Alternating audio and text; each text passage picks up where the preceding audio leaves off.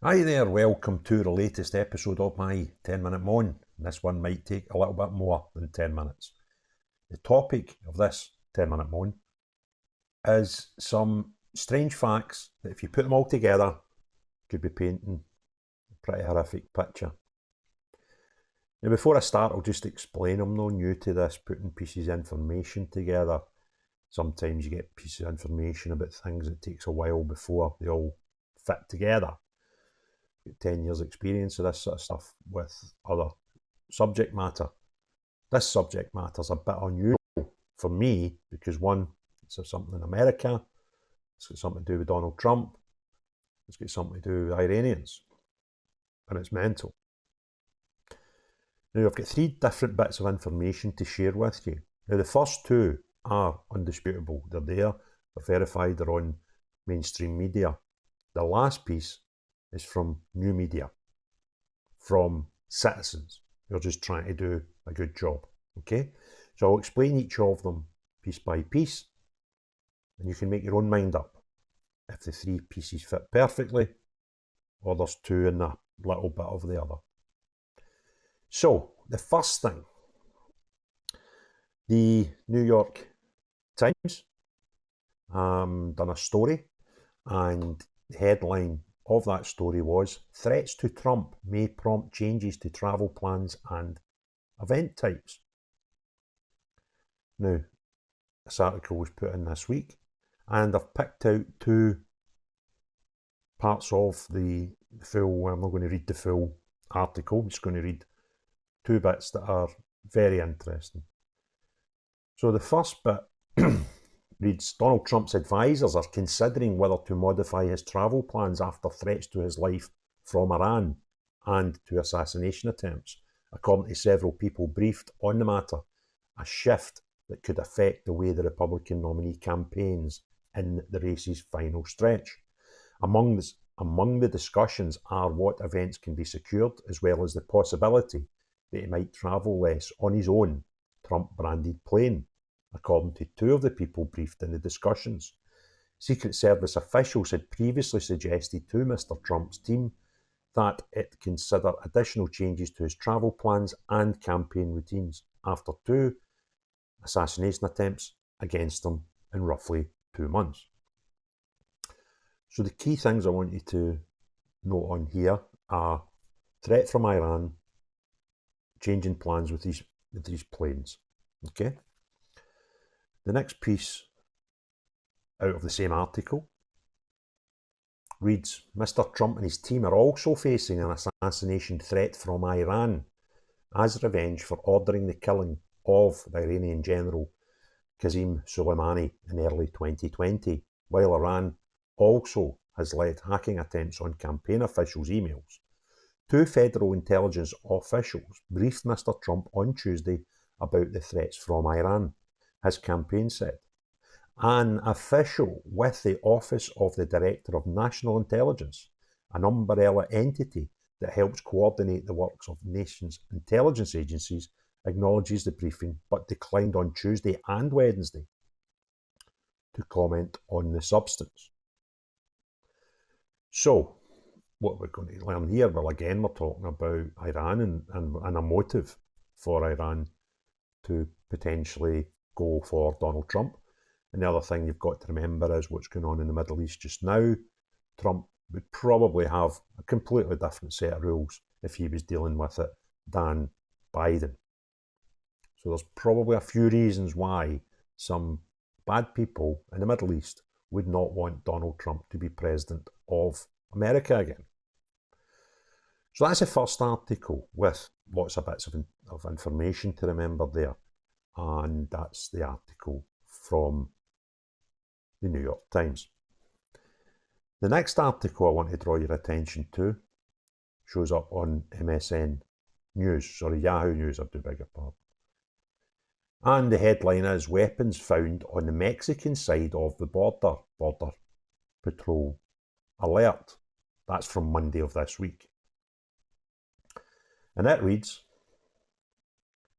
an alert going out, it's from News Nation, and I took it from Yahoo News. An alert going out to the Border Patrol warns of a military-grade weapons being found on the Mexican side of the border near Ajo, Arizona.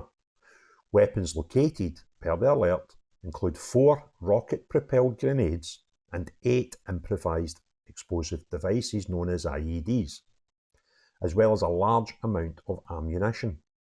A scout site was also discovered and then dismantled by Mexican officials. IEDs found, per the alert, are consistent with those being used by transnational criminal organisations during recent drone attacks in northern Sonora. This is one example of the drastic escalation in the type of weaponry being used at the US-Mexican border, Customs and Border Protection sources say. Okay, so now we know Trump, plane potentially not getting used, Iranians potentially looking at taking them out, and some serious weaponry close to the border with Mexico and America. Now, if they've caught some, is there some crossed the border? Why would any Mexican gang want to hide their weapons close to a border? If they had weapons of that magnitude for their own use, you would imagine they would have them buried somewhere deep inside Mexico. So on to the third piece. So those things I feel you cannot argue with. They're factual. You can take them to the bank. New York Post, News Nation, Yahoo News, sources from American intelligence and US-Mexican border customs and border protection sources. So some pretty serious stuff. You've got to imagine these things are all true. The next bit of information is from citizens who are claiming to have intelligence passed on to them by sources within the border control as well. And this is where it gets a bit scary. And before we go down this route, I must say, I do not know these people, I can't stand them up, but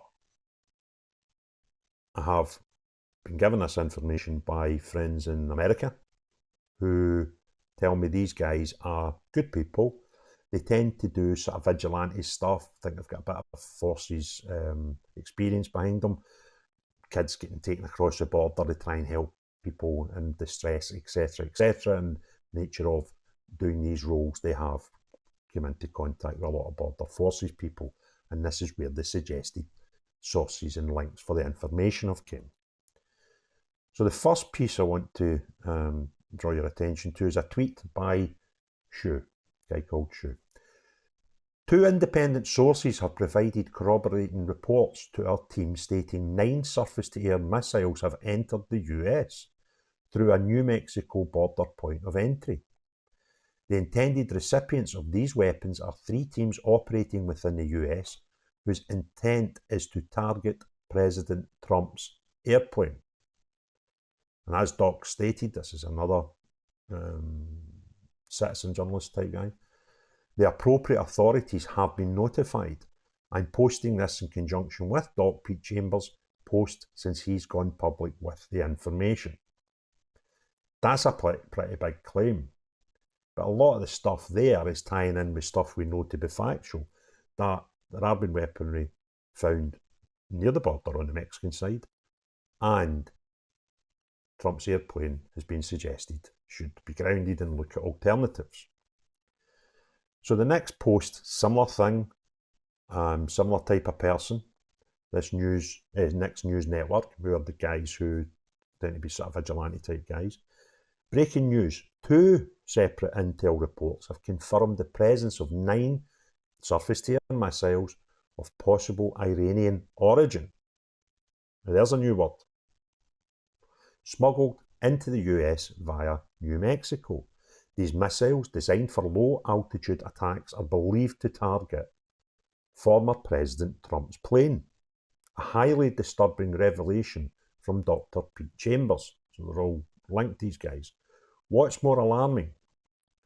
Inside help may have been involved, and a cartel could be linked to this dangerous operation. This information has reached the highest levels, and law enforcement is actively investigating. How bonkers is this? Now, I need to reiterate, first two things, source New York Times, Yahoo through News Nation, take that to the bank. These guys got to make your own judgment call on that. But I need to say, when you put all this stuff together, this kind of makes sense. And the only question mark is over the last piece in the jigsaw, which is suggesting some of these weaponry that we know has been near the border has actually crossed the border, and it all ties in together with these threats to Trump's airplane and threats from Iran.